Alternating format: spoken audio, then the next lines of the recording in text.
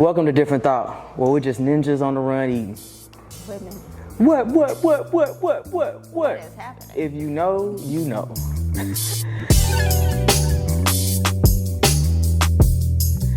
What's up, everybody? Welcome to Different Thought Podcast, where we examine the culture. I am your host, Michael Hayes. Today we have the hustler of the hustlers, your favorite hustler. We have the most busy woman I've ever been around. Businesswoman.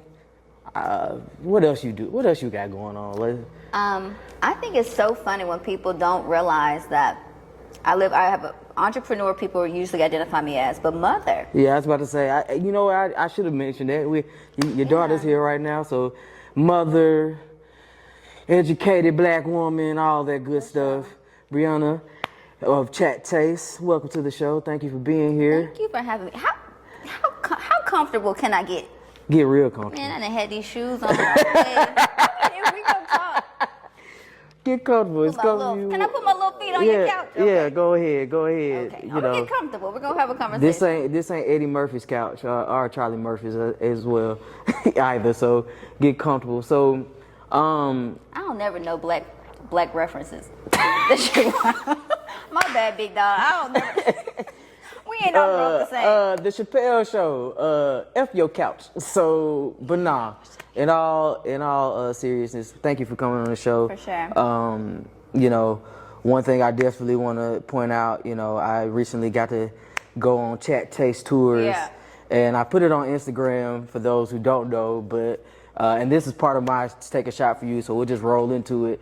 I got to shout out you because we did a Chatt Taste Tour, and the very first stop was at Gilman's Grill. Mm-hmm.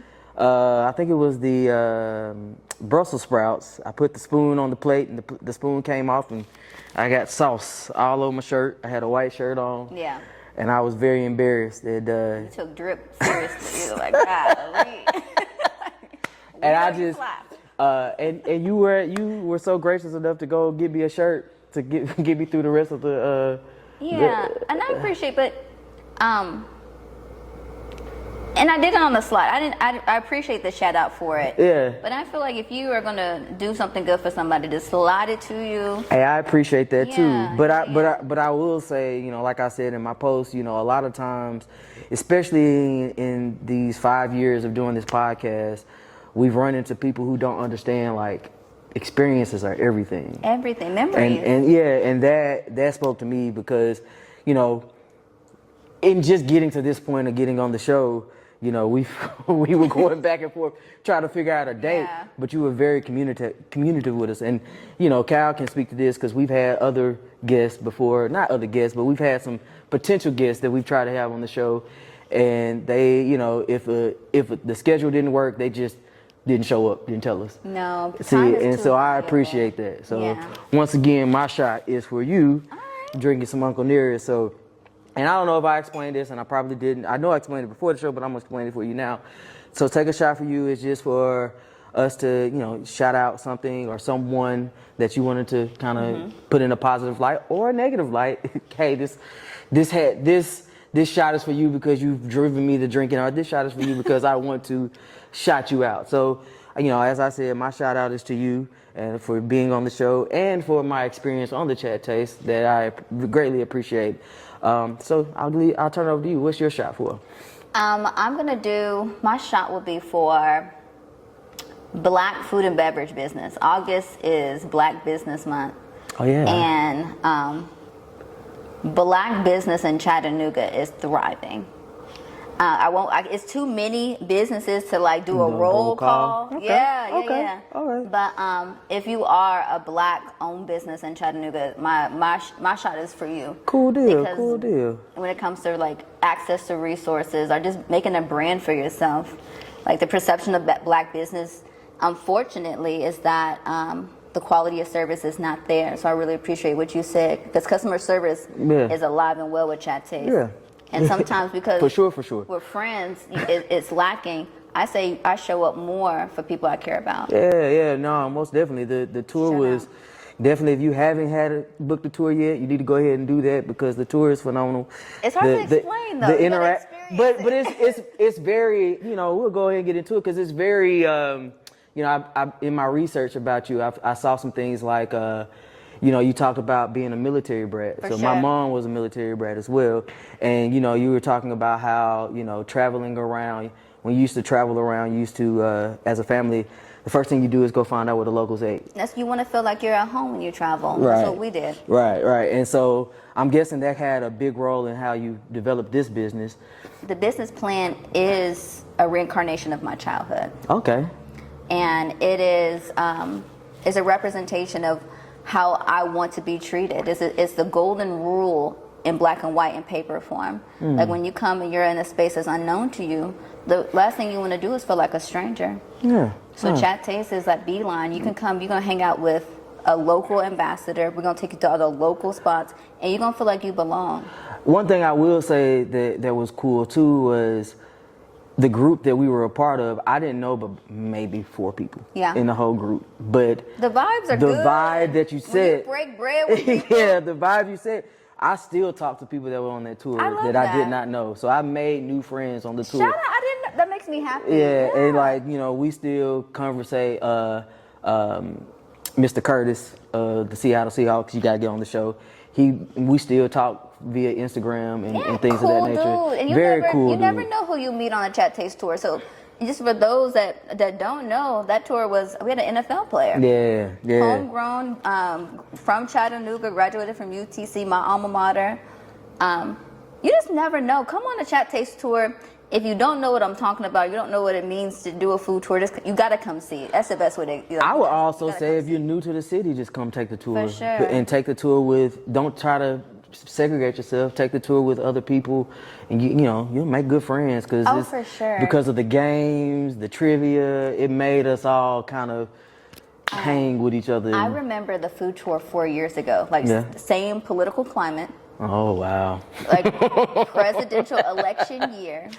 And I wish I had a camera following us, because when the first stop, you could part the Red Sea. It was tension for no reason. Someone showed up in a MAGA hat and somebody got their arms crossed across the table. By the second stop, like no one cared. Yeah. Food has a way of making your shoulders relax theoretically, physically. Like once you've broken bread with somebody, you have no choice but see the similarities. Yeah. And it was so poetic to see those barriers break down. Food does that. Yeah, I would agree. One thing I've in researching about you, you don't privy yourself as a cook. I'm actually a bomb ass cook. Now? It's not the capacity in which I work. Okay. I operate with executive chefs. Okay, I can understand it. There was an interview that I saw where you were like, I'm not a cook. Yeah, my lifestyle isn't conducive, but I can't throw down in the kitchen though. Okay, so me and you have a lot of similarities. I love to also cook. That's one of my. And I be fake funning on the other podcast, so be listening to everything I say. I found myself genuinely loving to cook more. So I grew up, my grandmother had 15 brothers and sisters. Goddamn. Okay.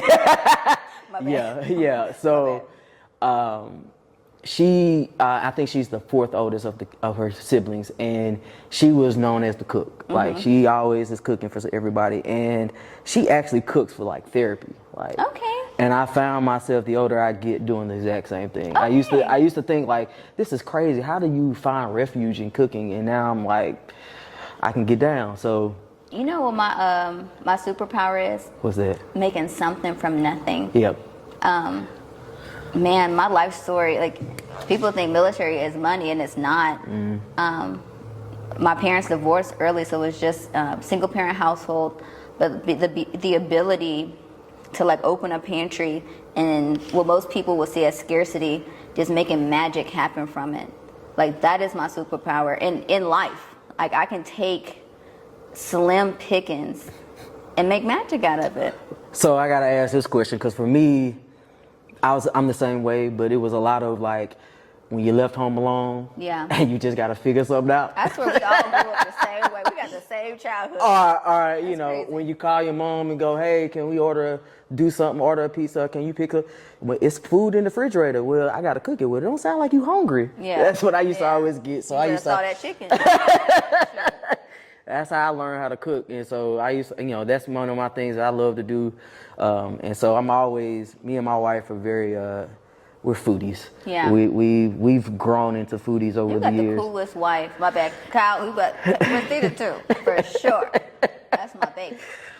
Yeah, To be live. big ups to Ariel and Christina for allowing us to. Coolest wife. That's my girl. Yeah, Ariel is, you know, she's phenomenal, and she's always out here. So, I mean, I want to go back and talk about your childhood. So I know you were born in Italy, right? Mm-hmm. How long time did you? What part of Italy again? Vicenza. Vicenza. Where is that exactly? So on the boot is the least interesting part. Okay. It's not in the Mediterranean. Okay. It's not bordering France. It's like on the cuff. Okay. Don't nobody want to go there. Mm-hmm. I haven't been back. Like I've been to Nice. I've been to Europe. I haven't been back, but it's on my list. But I think I heard your question. I don't remember it. I was there a few months. Okay. No? So where did you go from there? What was the next stop? I know you've been a lot of places. For sure. After Italy, we moved to Panama. Okay. And we were in Central America for a few years. And then my brother needed surgery. Okay. So we came back to the States. And then we did some bouncing around with family. If you ask me where I'm from, I'm going to say Clarksville, Tennessee. Right. That's where I graduated high school. Kenwood, right? Kenwood High School, home of the Knights. The Knights, Kenwood Knights. I ain't never going to no high school reunion. Y'all better follow me on the gram. Why not? I don't know. Why not? I'm going to go. Because, okay, so one issue is that I graduated early. So the class I graduated Because you started with, school at 17, right? I did. College. College at 17. You did your research. I try. Big Mike. I try. Yes, so I graduated. I didn't have a sophomore year. I had so many credits in 8th grade. Okay. Going into after my 9th grade year, there was no sophomore schedule for me. So I was like, they was like, you were junior. I was like, okay. So the class I graduated with, I only knew them folks 2 years. Okay. I can understand that. Now They won't put you on the little email list for the class you're supposed to be in. So let's hop in a time machine and go back to high Yeah. school. Like what kind of student was Briana at Kenwood? Social life, academic, all that bully. stuff. You were a bully? Yeah, I wasn't.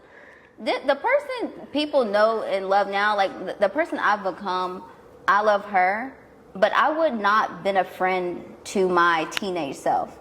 Word. No, she didn't know who she was, and she, instead of just slowing down to acknowledge that, she was just angry all the time.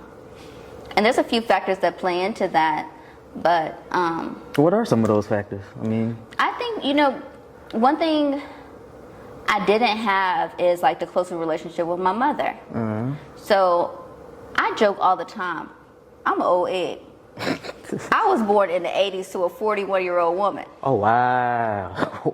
If we're talking about like, So you the youngest, oldest? I'm the youngest. Okay. But I didn't have the closest relationship with her.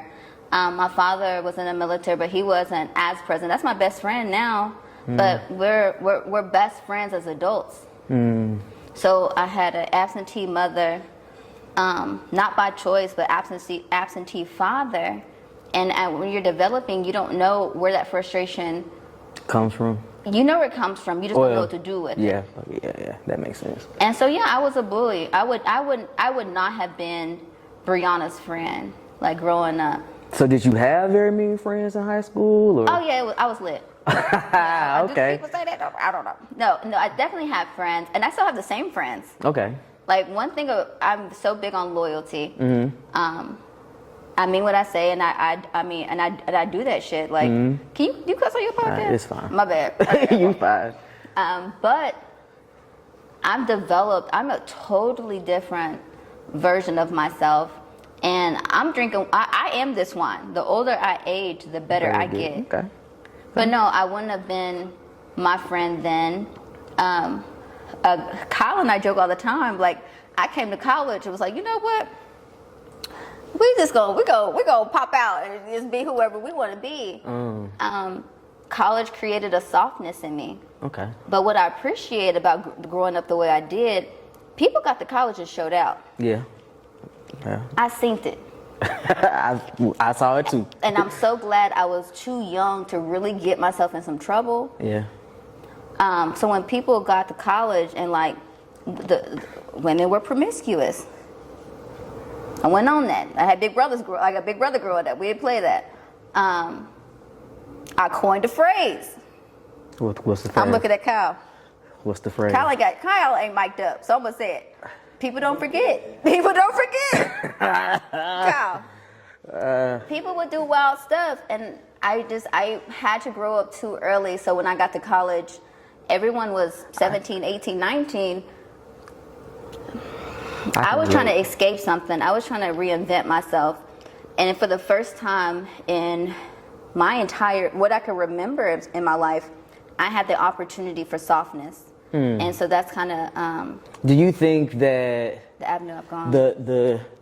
The hardness, I guess, for lack of better terms, or that bulliness was more so because of, I mean, I think you kind of said this already, but the fact that, you know, your parents are not really active in your life, so you got to fend for yourself. You don't have that. Like, I mean, for me, both my parents were very active in my life, but, you know, it was go to school, get good grades, you know, get out of school, get a good job, take care of your family. We don't care what your passion is. Yeah. I mean, we kind of care, but if it ain't making money, then you need to go get a real job in something else, or be, you know, that's how I became an engineer, kind of, sort of, was, you know, my parents were like, hey, you're like, oh, you're good in math and science. All right, we're gonna go the engineering route. So my story is a little bit different. My mom dropped me off in Chattanooga from Clarksville, Tennessee, when I was actually turning 17. I turned 17 my first semester in college. Because you were about to go to UTK, right? I was about to go to UTK. To be transparent, was just too intimidated by the size of the campus. Same I was here. like, I'll go to UT. I almost went to UTK as well. I'll go to UTC first and I'll transition. But my mom dropped me off at college and never came back. Wow. So what was that like? Like, what is that like, not having that interaction? You got two avenues. Like, you can be a victim of your circumstances, or you can make that shit pop. And if I could go back in the time machine and change anything, I wouldn't. Because, like, the version of myself that I became, like, what grew from that concrete was such a beautiful story. Yeah. The thing I'm teaching my daughter, you know, that presence that I have in her life, because I know what it's like to not. I don't think I would change a single thing about my past. So it's not a woe is her story. It's a story of resilience. I think a lot of times, you know, with people, you know, I agree with that. It's like, if you look back at your past and start thinking about things that you want to change, then you're not happy with the person you are right now. Correct. Yeah. I needed every short stick that I pulled. I needed all of those to become who I am now. And I love this version of myself. Like, I'm proud that I wake up and I'm me. I don't want to be, I don't aspire to be anyone else. And that's something that social media promotes. Oh, I wish I had that lifestyle. I wish I had that money. I wish I had that car. I don't want for nothing. And the grit that I have, I can't fail. I have the sweetest 12-year-old daughter. The sweetest little girl. She's so shy, from what I've met so far. Yeah. Only in certain company is she. Oh yeah, we'd be at Uncle Kyle at Tita's house. Yeah, it's a little different. But what I want her to know is that there is the lifestyle that Mommy presents to you and shows you, and I've created for you. There is an alternative. You don't have. What true wisdom is that you don't have to experience it to acknowledge it, and you can't to navigate. And so I believe in the village. if it was just up to me raising that child, like I don't know that she would have the tools she needs to be successful. So I'm all about the village dynamic. When I do business, if I'm doing anything, I bring her along. Her father does a phenomenal job. Her father's people does a phenomenal job. We're a 3-generation household. Okay. My father is retired. It's me, my father, and my daughter in our house. Cool. Like, I'm a 30-year-old big mama. Like, I mean, I'm taking care of everybody. But they deserve that. Yeah. Okay, cool. But yeah, I wouldn't change it. I wouldn't want to be anyone else but me. I feel that. I can feel that. So you talk a little bit about legacy. So I want to give you this quote. I believe that opportunity is everywhere, but trends I believe opportunity is everywhere, but tends to sit idle. That is the message and legacy I would like to leave. What does that mean to you? I ain't gonna lie to you. My ADHD kicked in about halfway. Read that shit one more time. All right. I believe that opportunity is everywhere, but tends to sit idle. That is the message and legacy I would like to leave. What I heard from that is that try. The 3-letter word is the scariest thing to people. That was you, by the way. That's your quote. Is that my quote? I was like, damn, that shit sound good as hell. That's crazy. I believe people are afraid to try, which is what that means to me. Dope. That's dope. People are afraid. So do you think that you kind of fostered that into your daughter? Yeah, and I'm learning it myself. People think that because you have a child, or you're breathing life into a smaller person, that you are the master of your craft, and that's not true. I'm a teacher too. Mm-hmm. I'm a teacher, I'm a learner, I'm a student. I'm still learning, like, the true essence of that quote. Like, stop being afraid to try and do hard stuff. So how do you get over that? Like, how do you, because I'm not gonna lie to you, I struggle with that. So I'm here to hear the advice. Like, how do you? Can I go get something? I ain't got my wallet. So just to use my daughter as an example, she called me first day of school last Wednesday. Mm-hmm. She was at volleyball practice, and I'm gonna keep it short because she be listening to all my stuff. But she didn't want to be there anymore. Yeah. It was super technical. She had missed the first tryout, so I pulled some strings, got her there, and she wanted to go. And I was like, hey, whenever you call me, I'm gonna come get you, off rip. But you can enable a child you can love a child and enable them in such a strong way, and it's so counterproductive. Agreed. You call me, I'm coming to get you. I need you to have the discernment of when I pick up that phone and I'm gonna call mama, because I'm coming. Yeah. I need your help, and that vulnerability of like, hey, I'm your mother, and I'm struggling too. If I don't know when to tell you no. Because if you need me, I'm going to show up. Right. So I need you to as a parent, naturally, as a parent, you want to be there for your child. Oh, I'm showing up, but I need her to be so aware of my shortcomings of, do I know everything just because I'm your mother? Absolutely not. Not even how to be your mother. I'm new here. I'm a new mom. Every time I figure her out, she changed, and I have to become a different version of myself to accommodate. I'm a new mom. I don't care how old she is. Yeah. I'm new here. Yeah. And let's figure this out together. But what I don't want to do, and I have those conversations with her, don't let my support enable you, because I can't stop myself. I'm showing up for you regardless. I need your help to use that discernment to say, hey, this is hard, but I'm going to stick it through. And what I was looking for was my wallet, because I had her write me a little contract. And what it says is, it's dated, it's 8/6/24, first day of school, 8/7/24. My baby's name, am going to try something new, and I know it'll be hard, but I'm going to stick it out. Because people, like, dope. I'm going to come get you every time. Help me not create this adult, this person that's so dependent on help that they don't understand that life comes with texture. Life is textured. Yeah. It ain't always gonna be smooth. You're gonna be uncomfortable. You're gonna be embarrassed. So how do you deal with, like, sorry to cut you off, but how do you deal, like, with failure? And for me, I struggle with that because my son's only 6, but he'll be 7 in this month. But I struggle with wanting to shield him from some failures in my life and just say, all right, when we get older, we'll have a real conversation about it. So how do you deal with failure, and are you fully transparent, or there's a level of age appropriateness for every conversation. One goal for me is that I wanted my daughter to see me as Briana the person as well as her mother. Flawed but also loving, caring but also learning. So I would say maybe around his age, maybe around 6 or 7. She has divorced parents, and I can't expect her to be vulnerable with me if I'm not also vulnerable. And there's a level of appropriateness, absolutely, but you have to teach vulnerability, and that's not taught in especially our households. Yeah, agreed. I grew up. You be quiet. You handle it. You be tough. You be a man.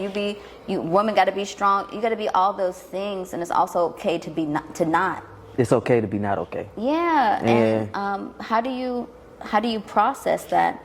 And so as she's gotten older, one thing that we don't give kids enough credit for, we say it like kids be knowing, they be knowing. They be knowing, yeah. Just to open up, but I lead by example. Like, I had a rough day today. I messed up. I got an email. I didn't respond to it in time. I lost that contract as a result. But what I'm going to do, I'm going to start getting up at this time, and I'm going to work on checking these emails, because I don't have an office job. My job is in the field. I'm boots on the ground, and people don't realize that. But that's not for them to realize. Like, you're a business owner. Take care of that. You figure it out. And so I'll tell her those things, and she's like, oh, okay, all right. Cool, like, because advice. my parents were I come from a family of entrepreneurship, and I think a lot of times, while there were a lot of great lessons of, like, when everything goes to crap, it's on you. It ain't on nobody else. It's on you. And I learned those things, but I think not.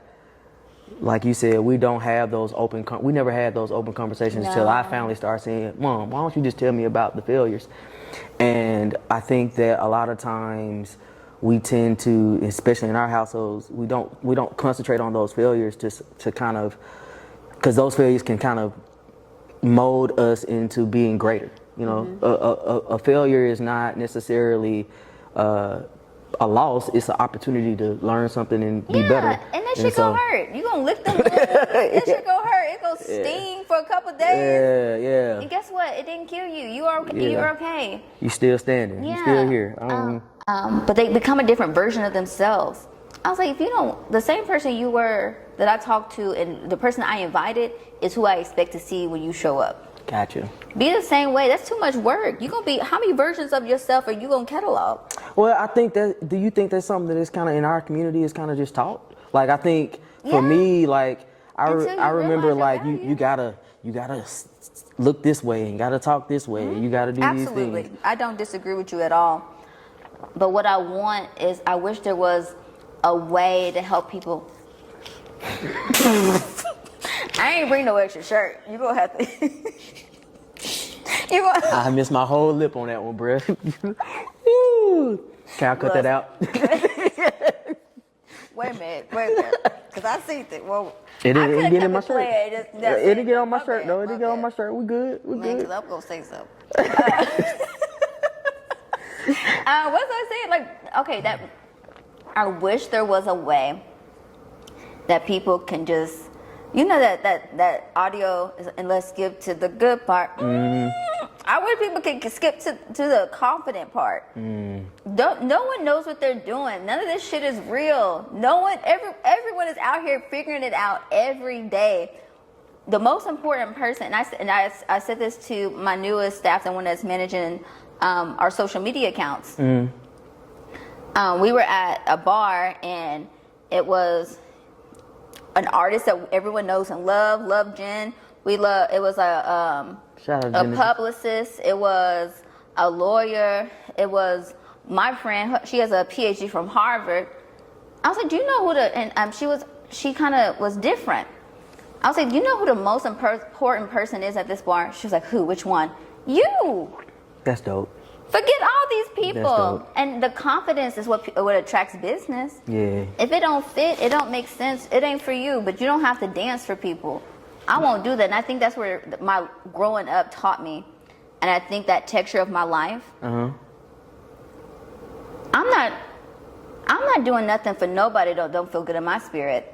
Because one person I'm gonna look out for is myself. Because I don't have nobody to call. You're not gonna first of all, you ain't gonna play with me. I am all of 5'2", 120 pounds. One thing you're not gonna do, but I give 3 times the respect I expect back. I'm not even apples for apples. Yeah. I give 4 or 5 times the amount of respect that I expect to receive. But yeah, stop letting people change who you are. Like I hope for everybody. If there's one wish, for everyone to get to their most confident selves without going through the struggle that sometimes requires you to get there.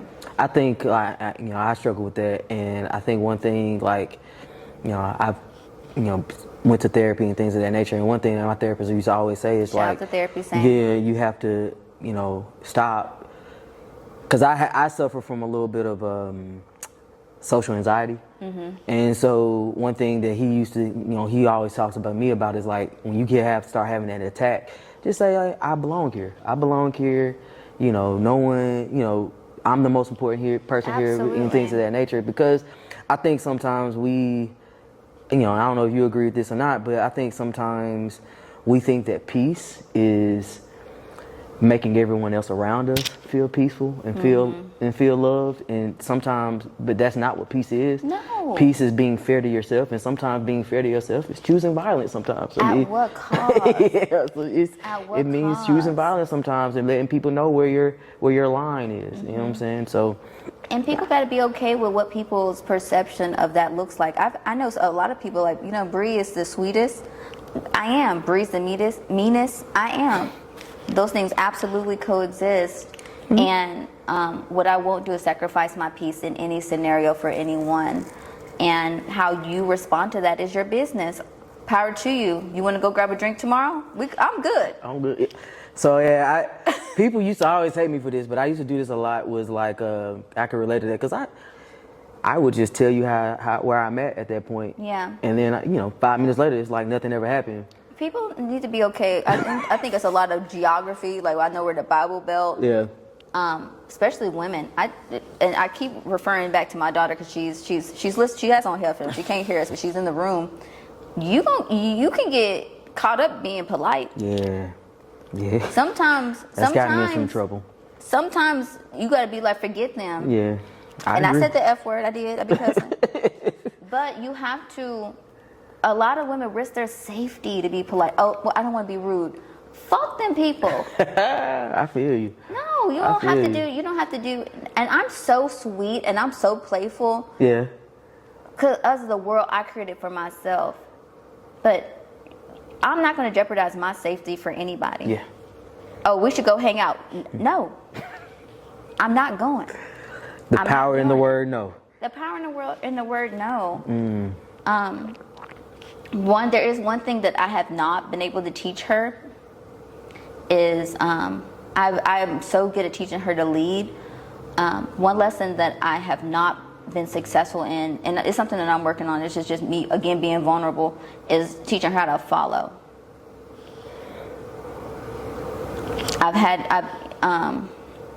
Have you never followed? Never been a follower or more? No, I've been an absolute follower, but to the art of following, and what I'm referring to it is more of when to relinquish that control and be in a situation where you can trust somebody, because that's not something. So is it more like learning how to trust people, or learning how to fully, trust people and things of that nature?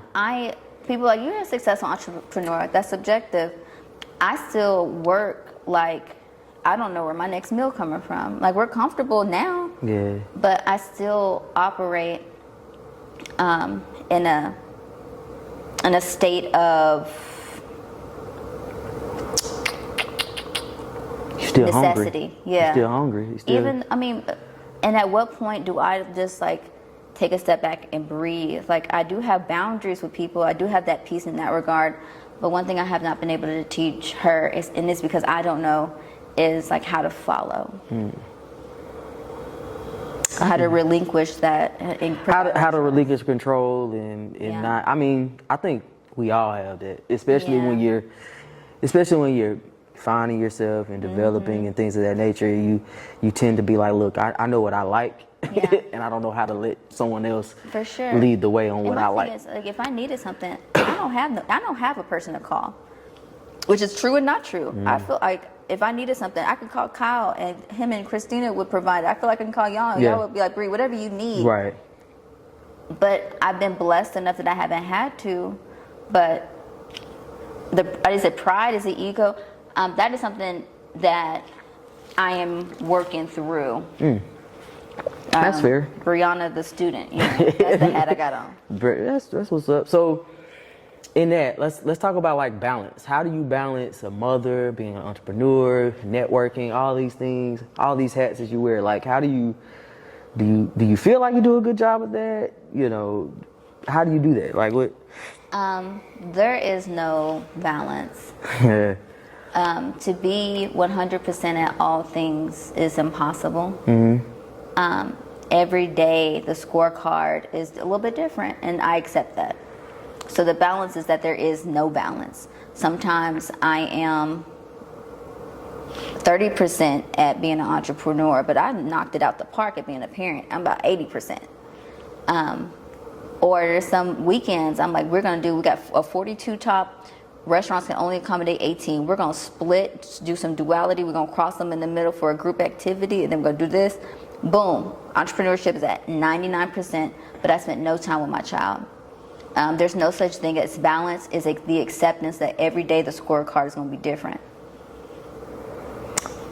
I feel like that needs like a... That was good. I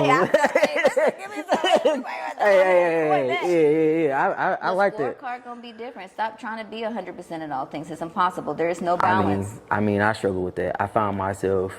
I don't know if you found yourself doing this. You here right now. Yeah. What's your scorecard would be in husband and dad? It's a little bit lower today. Well, and you're doing business. But the same thing is for me is that I have a hard time of like when I do step away, because Ariel will tell you this, when I do step away or I do, I'm trying to go above and beyond on the home front so that I could come here, but then I'm worn out. Correct. You know what I'm saying? So the scorecard it has to look different every day. To your benefit, like you have a supportive partner. So that's that follow dynamic where you and your wife, you know when to lead, you know when to follow, because there's going to be certain times where you taking care of stuff and she's going to lead at home, and you need to follow in that. Right. She's there, she's present. Give and take. The give and take. But how do you balance it? It's the most unfair question. Anyone that says that they do a good job or a bad job, every day is a different balanced scorecard. Give yourself some grace.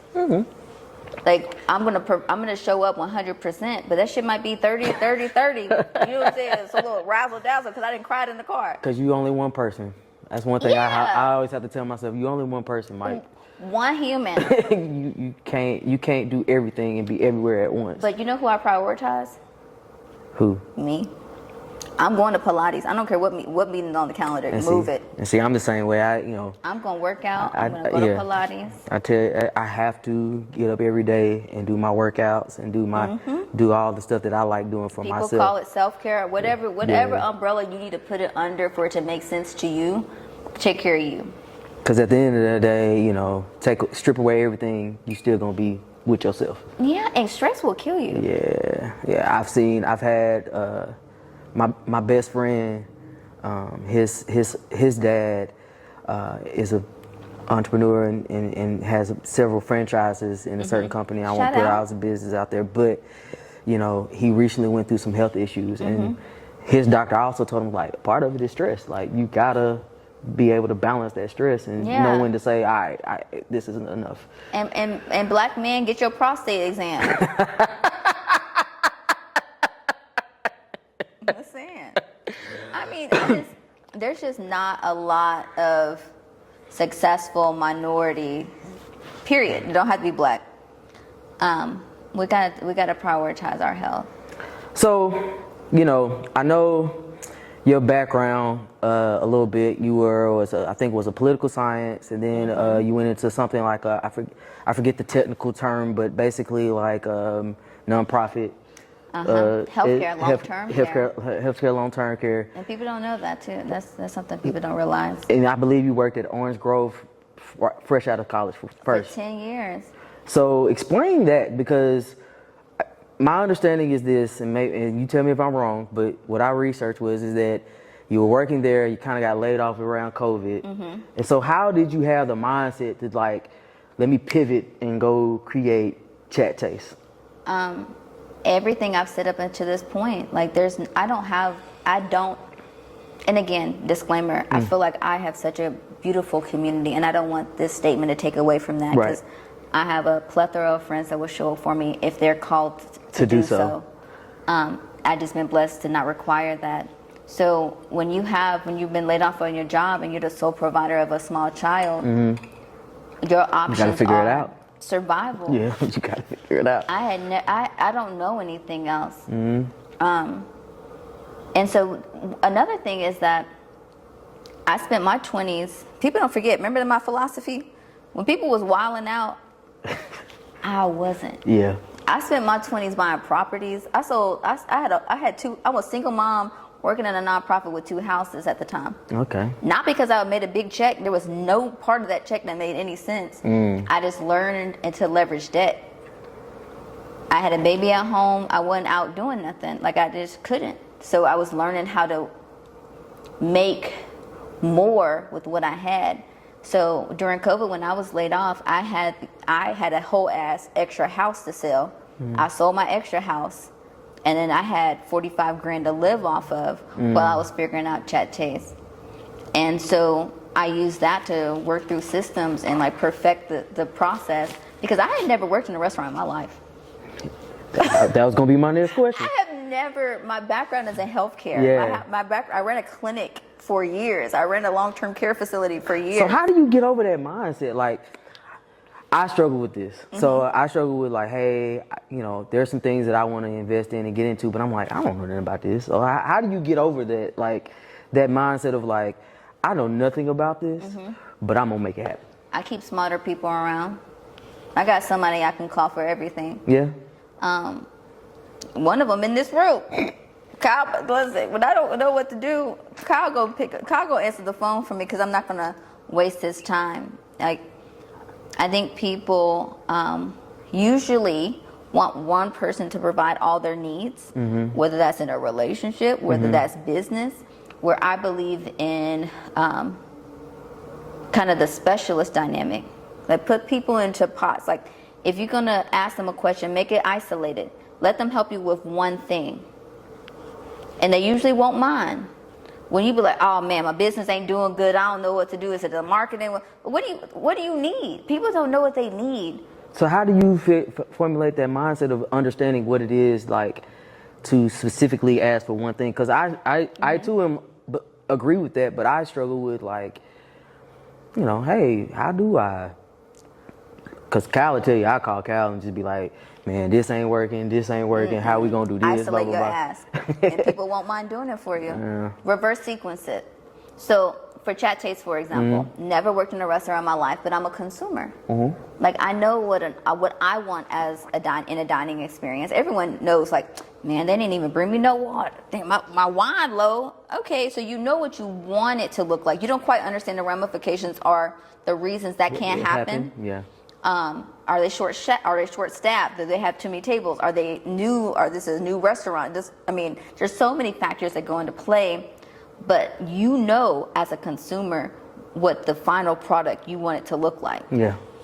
And so what I do is I take that final product. I know what I want. If it was up to me, the chef gonna come out, he gonna feed me, and then and the reality of it. If you start with this grandiose idea and you bring enough people in to provide their input, where you land is something attainable. So reverse sequence it. And you be like, okay, this is more reasonable. The chef can't feed me, but maybe I can communicate with the chef through their reservation system how many people are coming in, if they got any allergies. And maybe if I show up during that time the chef said he's available, he can come out and say hi. So I've taken this, I reverse sequence all my issues. This is my vision. This is what I want. And I may not be able to get there, but help me plan it out. Let me level it out. And then you allow people to provide one piece of input into the sequence of events that needs to get you there. Reverse sequence it. Never worked in a restaurant before in my life, but I know what a quality dining experience looks like. I would have never thought that you've never worked in a restaurant Never before. worked in a restaurant. And I didn't know you. Did you know you're not allowed to talk to chef? Really? You're not allowed. You walk in that back of house is wild. I wish that we could do a reality TV show. Really? Back of house is crazy. When you are addressing even your coworkers, if they're doing something, you can't be like, "Hey, Mike, can you pass me that? Can you pass me the Uncle Nearest?" You need to ask them to speak to them first. That allows them to stop what they're doing. That makes sense. Or to tell you. No, I can't do that. They'll ignore you. Yeah, that makes sense. So you got to ask them, like, can I call? No, I'm doing something. Cool. That's what's And so when you talk to the chef, like, chef, can I call? Yes. Then you can proceed to ask your question. I walked in that thing like, hey, what are you doing? You're cooking? And I think it's the novelty of not knowing that made me successful, because I didn't know. So, one thing I would say is one thing that I feel like you are very successful at is your networking and your social capital. So, what do you attribute that to? Like, I know we've talked about you being you and things of that nature. For sure. Like, was there some type of strategic plan that you put in place, or do you just? I don't set unfair expectations of the people around me. Kyle and I have been friends, and I'm talking about Kyle because he's in the room off camera, but I've known Kyle for almost 20 years. People associate time with like authority over someone else's life, and that's not true. I'll ask Kyle, hey, are you free? Can I call you? Anytime I correspond with him. Like, when you have the capacity to answer my question, let me know and I'll ask it. But it's also isolated. Like, I appreciate you. Kyle, I mean, and this is just a great example by proxy. You're gonna be like, Bree, what you need? I got you. I'm always gonna slide Christina his rate. Stop treating people like they owe you their time and their expertise. It doesn't matter how long you've known them. It doesn't matter your family relationships. It doesn't matter. Give people their due. Like, I pay for any type. If you care enough about me, really to tell me that I'm doing something wrong, I appreciate you so much. Man, I'm glad you said that. And like, I'm going to compensate you for the service that you provide, no matter how long I've known you. Yeah. And it may not be monetary. I'm going to find a way to show you I appreciate you. You and your wife come on that food tour. I got you. Yeah. We good. You supported the business. We set. Yeah. And you know, one thing I learned from watching my parents was, you know, because I used to, you know, in adulthood, I had a lot of friends that have started businesses, and you know, then I have, you know, I'm big on like, it's, you know, as you've seen, like, once I meet you and once I've experienced your business, I'm gonna tell everybody that I know to come try it out.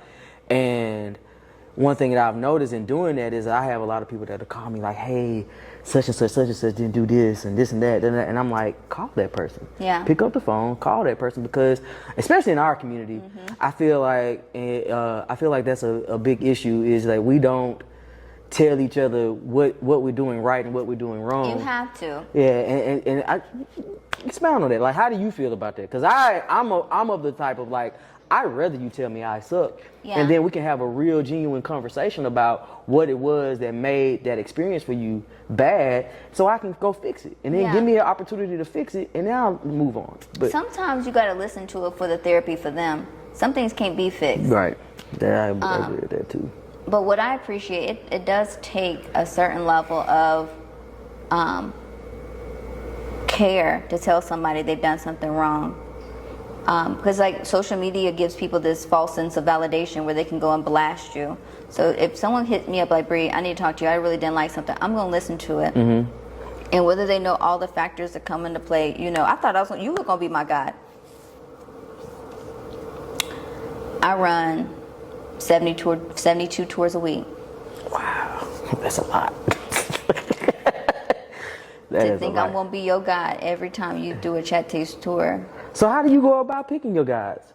Because I mean, I've only been with you, so I don't know what your other guys look like, but vibes only. Vibes. All right. They might be escaped felons for all I know. Don't put that in there.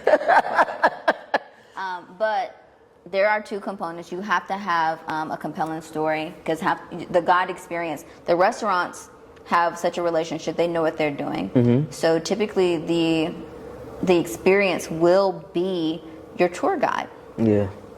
So you need to be interesting enough and compelling enough. I thought teachers would be a good avenue. These kids wearing them out. What I like are retirees. Really? They're well traveled. They know bourbon. They know scotch. They know wine. Never thought about it from that perspective. And I like realtors. Realtors, really? Realtors know how to have the gift of gab. They know how to talk to people. They can be around crowds. They can keep people moving. Realtors and retirees are my best guides. But then I do have some guides that aren't as good.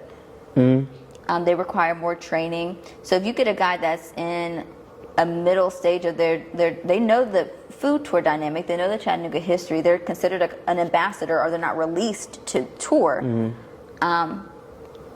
But the biggest issue with Chatt Taste is me. The expectation of me every time you do a Chatt Taste tour.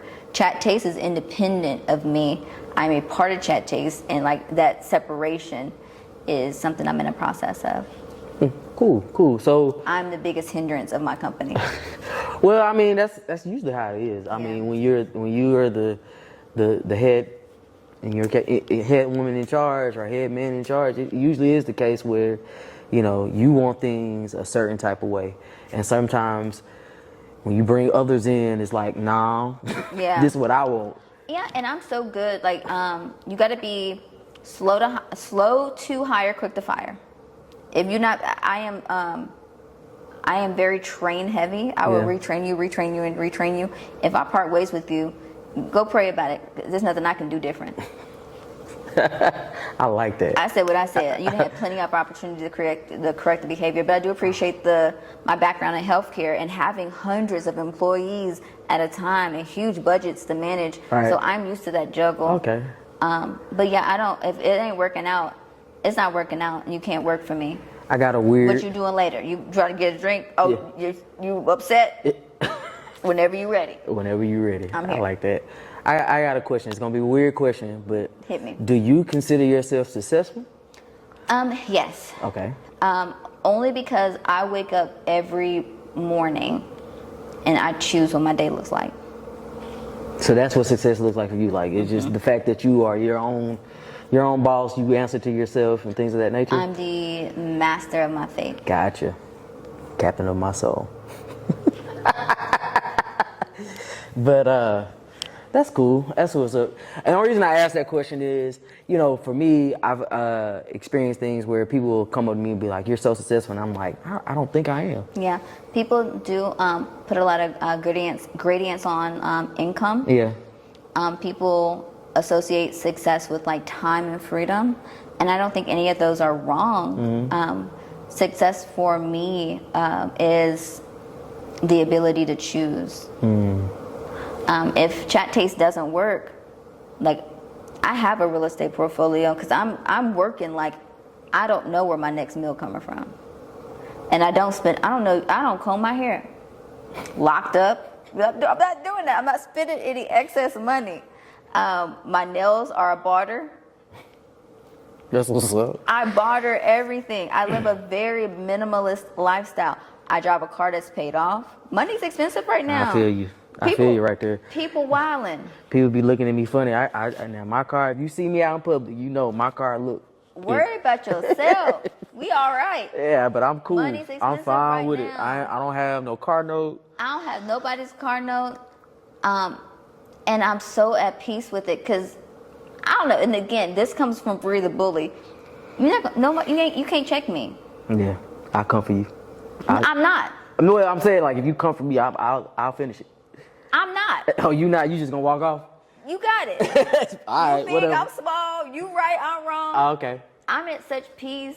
You can come for me, and I'd be like, you know what? You want your apology written? You got it. I'm so at peace. You ain't gonna worry me to death.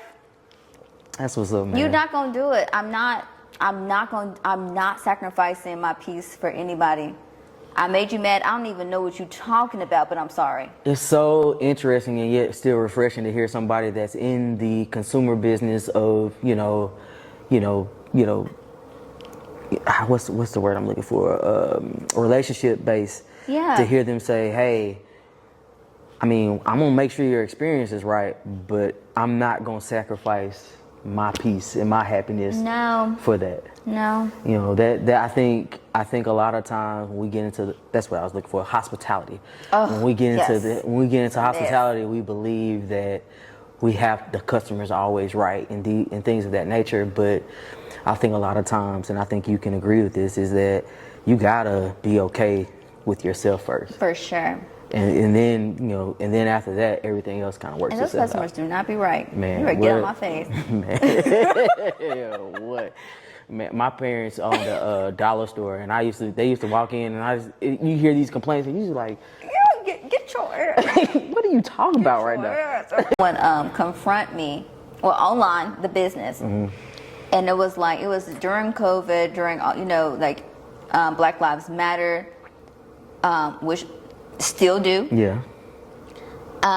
And she was like, well, what is Chatt Taste doing for Black-owned businesses? I was like, I'm Black. What do you mean? What are we doing? And that's when it dawned on me, because I have like these epiphany moments all the time.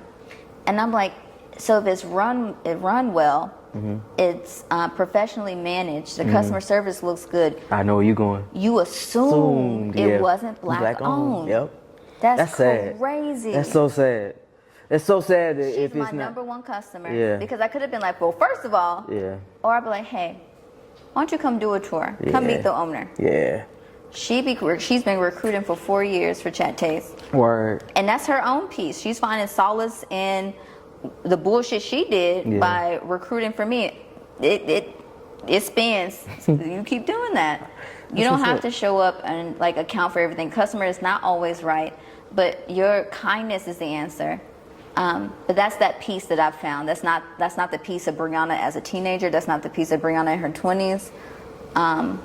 That's a piece that I've acquired now. Last question, well, not the last question, but my last question before we start to tail things off. Biggest lesson you've learned in creating and curating Chatt Taste? What is the biggest lesson there? The biggest lesson is it doesn't have to look how I want it to look to be successful. I can be the visionary, but it can look different and still be okay. So, I guess to paraphrase it, don't be so married to your idea or your vision. People refuse to be pliable, and that's where they break. I mean, literally. It doesn't have to look exactly the way you envision it to be successful, and be okay with that. Be 2-3 standard deviations away from your big vision, and settle with excellence. But what excellence looks like for people is subjective. It doesn't have to look a certain way to be successful, and you can't do everything yourself. Once you have two options as a small business owner. Once you start growing and your business is taking off, it's scary. You can take one road and it says, I'm gonna get back small, I'm gonna take care of everything myself, I'm gonna wear all the hats, or you can continue to grow. I've chosen the trajectory of growth, so with that comes more opinions, more people helping me. I'm a staff of 7 people. It's me and 6 others. And how they implement things and their thought process of how it should be done, I have to respect, as long as it's within the parameters that I said. But be okay with it not being your version of excellence, as long as you are setting the parameters of it. Be pliable. Be easy.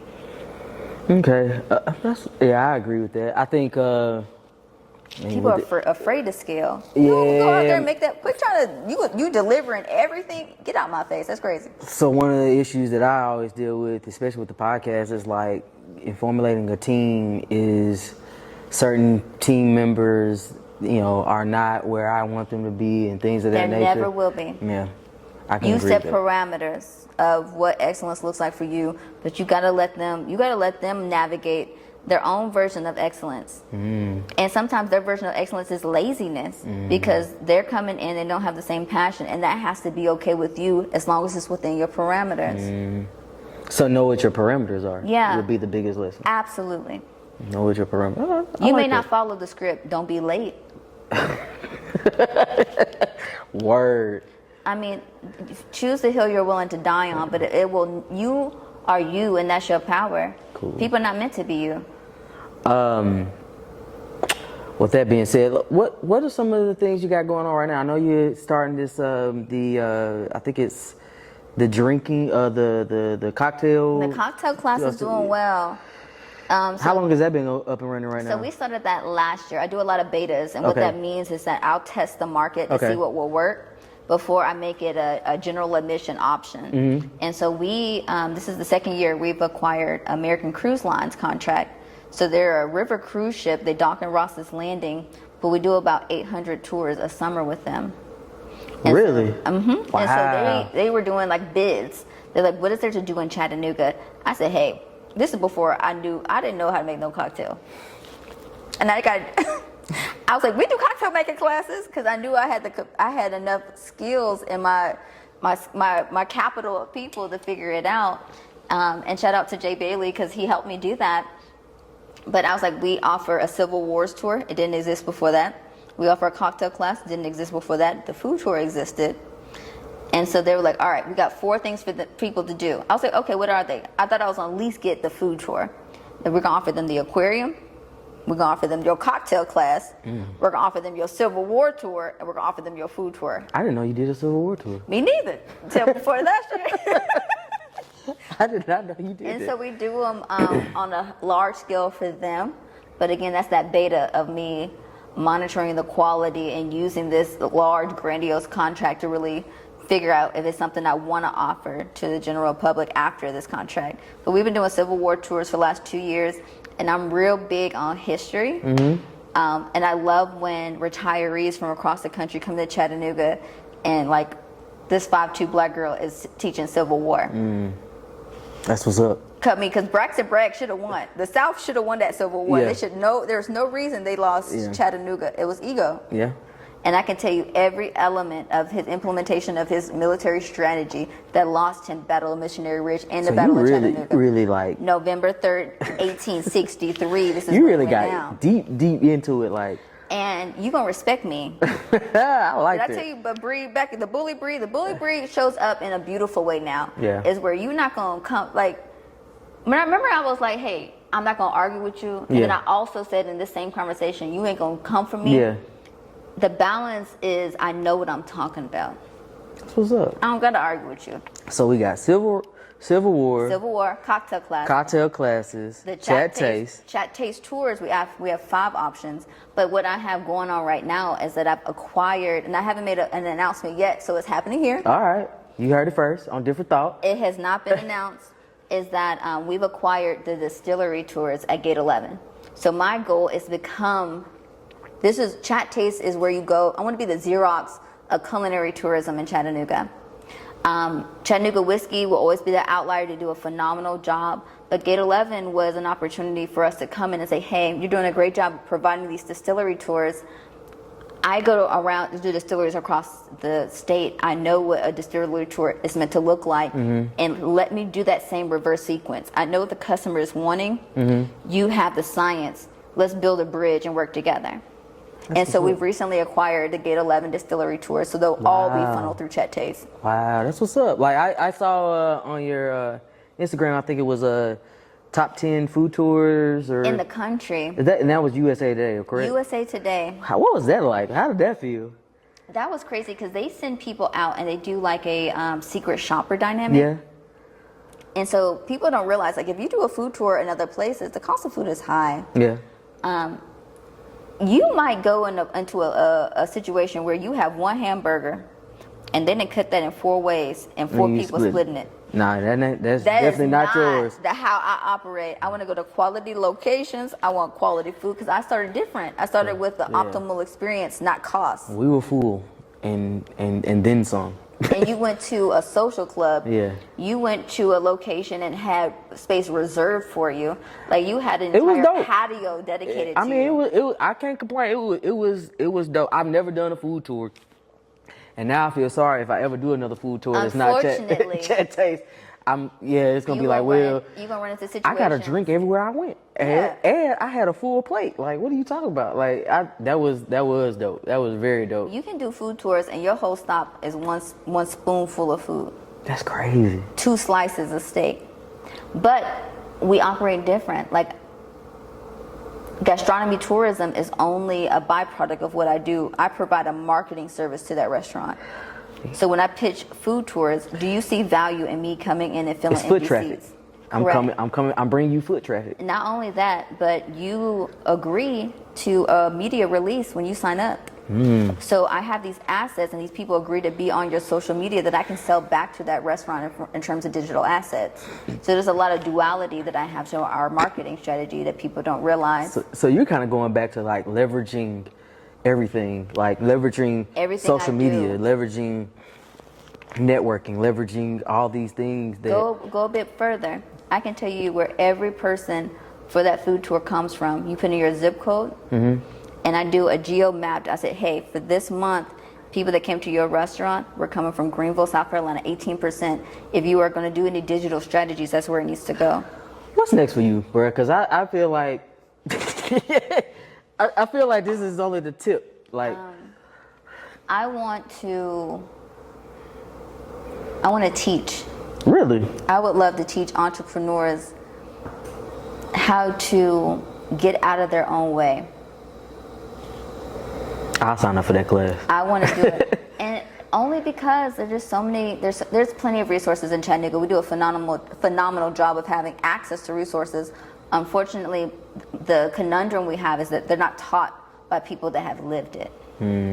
Yeah, that was one of, we kind of run over time, but that was one of the things I wanted to talk about. Was I saw that you were doing the TEDx talk. I've seen you do that.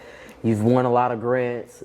They haven't announced it yet, but I'm the host 3 years in a row. So shout out to Maggie O'Connor. So TEDx will happen November 14th. You may have to update that date in the bio, but it'll be on Main Street again, same venue as last year, but I'll be the host again this year. We're definitely gonna have to have you come back and talk more about that stuff, because that was a big part of my notes as well, was about the TED Talk and your networking and the grants that you've gotten. You recently just won something with TVFCU, I believe. And can I tell you something? People think the grant is it. TVFCU and I, after I run that grant in 2021, I was like, I don't want this to be over. I fostered the relationship. I fostered the relationship. I've been their pitch coach for the grant for the last 2 years. Wow. I'll be going into year 3 as a pitch coach for the TVFCU Idea League grant. Wow.